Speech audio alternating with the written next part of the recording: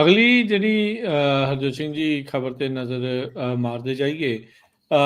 ਤਾਂ Jerome Powell fed reserve ਦੇ ਜਿਹੜੇ ਚੇਅਰਮੈਨ ਨੇ ਉਹਨਾਂ ਨੇ ਇਹ ਕਿਹਾ ਆ ਵੀ ਅਮਰੀਕਾ ਦੀ ਇਕਨੋਮੀ ਇਸ ਟਾਈਮ ਸਟਰੋਂਗ ਤਾਕਤਵਰ ਜਿਹੜੀ ਆ ਓਵਰਆਲ ਚੱਲ ਰਹੀ ਆ ਤੇ ਨਾਲ ਉਹਨਾਂ ਨੇ ਥੋੜਾ ਜਿਹਾ ਕਿਆਸਰਾਈਆਂ ਲਾਈਆਂ ਜਾਂ ਬਾਜ਼ਾਰ ਦੇ ਵਿੱਚ ਚਰਚਾ ਜਿਹੜੀ ਉਹ ਨਾਲ ਹੀ ਸ਼ੁਰੂ ਹੋ ਗਈ ਵੀ ਇਹ ਜਿਹੜੇ ਹੋਰ ਇੰਟਰਸਟ ਰੇਟ ਕੱਟਸ ਆ ਉਹ ਕਰ ਸਕਦੇ ਨੇ।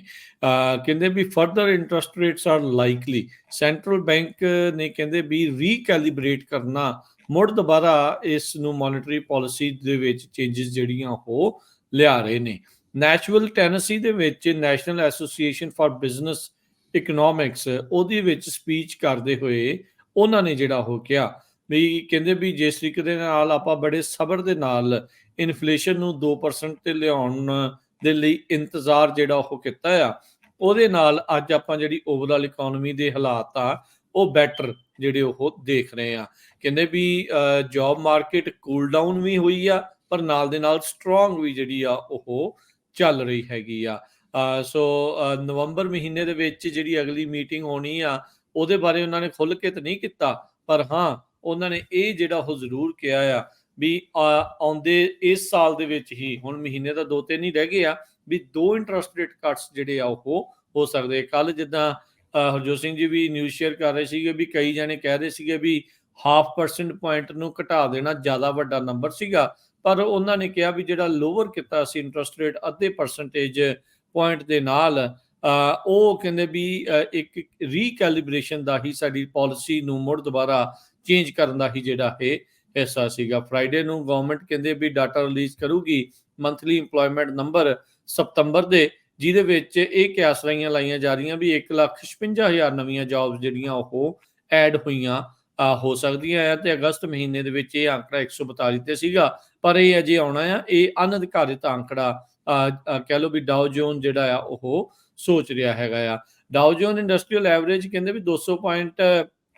ਡਿੱਗ ਪਿਆ ਜਦ ਇਹਨਾਂ ਨੇ ਇਸ ਦੇ ਬਾਰੇ ਜਿਹੜੀ ਇਹ ਗੱਲ ਆਖੀ ਮਾਰਕੀਟਸ ਨੂੰ ਲੱਗਾ ਵੀ ਬੜੇ ਅਗਰੈਸਿਵਲੀ ਇੰਟਰਸਟ ਰੇਟ ਕੱਟਸ ਜਿਹੜੇ ਆ ਇਹਨਾਂ ਨੇ ਕਰਨੇ ਸ਼ੁਰੂ ਜਿਹੜੇ ਉਹ ਕਰ ਦਿੱਤੇ ਆ। ਨੋ ਡਾਊਟ ਜਿਨ੍ਹਾਂ ਨੇ ਰੀਸੈਂਟਲੀ ਪਿਛਲੇ ਮਹੀਨਿਆਂ ਦੇ ਵਿੱਚ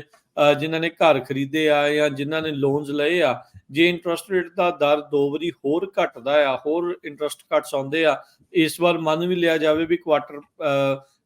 ਪੁਆਇੰਟ ਜਾਂ 25 ਬੇਸਿਸ ਪੁਆਇੰਟ 2 ਵਾਰੀ ਘਟਦੇ ਆ ਤਾਂ ਓਵਰਆਲ 1% ਪੁਆਇੰਟ ਜਿਹੜਾ ਆ ਉਹ ਇੰਟਰਸਟ ਰੇਟ ਕੱਟ ਇਸ ਸਾਲ ਦੇ ਐਂਡ ਤੱਕ ਹੋਣ ਦੀ ਜਿਹੜੀ ਸੰਭਾਵਨਾ ਆ ਉਹ ਲੱਗ ਰਹੀ ਆ। ਇਸ ਤੋਂ ਪਹਿਲਾਂ ਫੈਡ ਦੇ ਜਿਹੜੇ ਗਵਰਨਰ ਮਿਸ਼ੇਲ ਬੋਮੈਨ ਨੇ ਜਾਰਜੀਆ ਦੀ ਮੀਟਿੰਗਸ ਦੇ ਵਿੱਚ ਉਹਨਾਂ ਨੇ ਜਿਹੜਾ ਇਹ ਗੱਲ ਆਖੀ ਸੀਗੀ ਵੀ ਉਹਨਾਂ ਨੇ ਵੋਟ ਕੀਤਾ ਸੀਗਾ ਮੋਨਿਟਰੀ ਪਾਲਿਸੀ ਨੂੰ ਲੈ ਕੇ ਵੀ ਇੰਟਰਸਟ ਰੇਟ ਜਿਹੜੇ 50 ਬੇਸਿਸ ਪੁਆਇੰਟ ਦੇ ਉਲਟ ਕੀਤਾ ਸੀਗਾ ਵੀ ਨਹੀਂ ਇੰਨੀ ਜ਼ਿਆਦਾ ਜਿਹੜਾ ਉਹ ਨਹੀਂ ਜਿਹੜਾ ਉਹ ਘਟਾਉਣਾ ਚਾਹੀਦਾ ਪਰ ਹੁਣ ਉਹ ਕਹਿ ਰਹੇ ਉਹ ਵੀ ਕਹਿ ਰਹੇ ਆ ਵੀ ਜਿੱਦਾਂ ਦਾ ਇਕਨੋਮਿਕ ਇਨਵਾਇਰਨਮੈਂਟ ਇਸ ਟਾਈਮ ਅਰਥਚਾਰਾ ਬਣਿਆ ਪਿਆ ਆ ਵੀ ਕਹਿੰਦੇ ਵੀ ਅਜੇ ਤੱਕ ਕੋਈ ਸਾਨੂੰ ਸਾਈਨ ਨਹੀਂ ਨਜ਼ਰ ਆ ਰਿਹਾ ਵੀ ਮਟੀਰੀਅਲ ਜਿਹੜਾ ਉਹ ਵੀਕ ਹੋ ਜਾਊਗਾ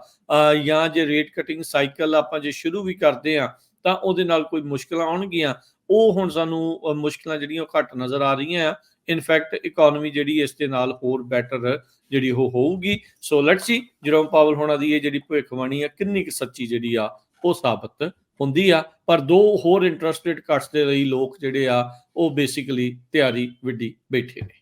ਬਿਲਕੁਲ। ਸੋ ਇਹਦੇ ਨਾਲ ਜੇ ਰਿਲੇਟਡ ਖਬਰ ਸਾਂਝੀ ਕਰੀਏ ਤੇ ਜਿਹੜੀ ਸਟਾਕ ਮਾਰਕੀਟ ਜੇ ਅੱਜ ਦੀ ਗੱਲ ਕਰਦੇ ਜਾਈਏ ਨੈਸਡੈਕ ਜੋ ਆ ਉਹ ਡਾਊਨ ਗਿਆ ਆ ਕਿਉਂਕਿ ਜਿਹੜਾ ਜੌਬ ਤੇ ਇਕਨੋਮਿਕ ਡਾਟਾ ਆ ਉਹ ਮਿਕਸ ਆਇਆ ਆ ਤੇ ਆਇਲ ਦੀਆਂ ਜਿਹੜੀਆਂ ਗੈਸ ਦੀਆਂ ਪ੍ਰਾਈਸਿਸ ਆ ਉਹ ਅਪ ਗਈਆਂ ਹੈਗੀਆਂ ਕਿਉਂਕਿ ਇਰਾਨ ਮਿਸਲ ਅਟੈਕ ਦੀ ਤਿਆਰੀ ਕਰ ਰਿਹਾ ਆ ਤੇ ਜੇ ਹੁੰਦਾ ਆ ਤੇ ਉਹਦੇ ਨਾਲ ਜਿਹੜੀਆਂ ਗੈਸ ਦੀਆਂ ਪ੍ਰਾਈਸਿਸ ਹੋਰ ਉੱਪਰ ਜਾਣਗੀਆਂ। ਫਰੈਸ਼ ਜੌਬ ਤੇ ਮੈਨੂਫੈਕਚਰਿੰਗ ਡਾਟਾ ਜਿਹੜਾ ਹੈ ਉਹਦੇ ਨਾਲ ਥੋੜ੍ਹੀ ਜਿਹੀਆਂ ਜੌਬਸ ਅਪ ਗਈਆਂ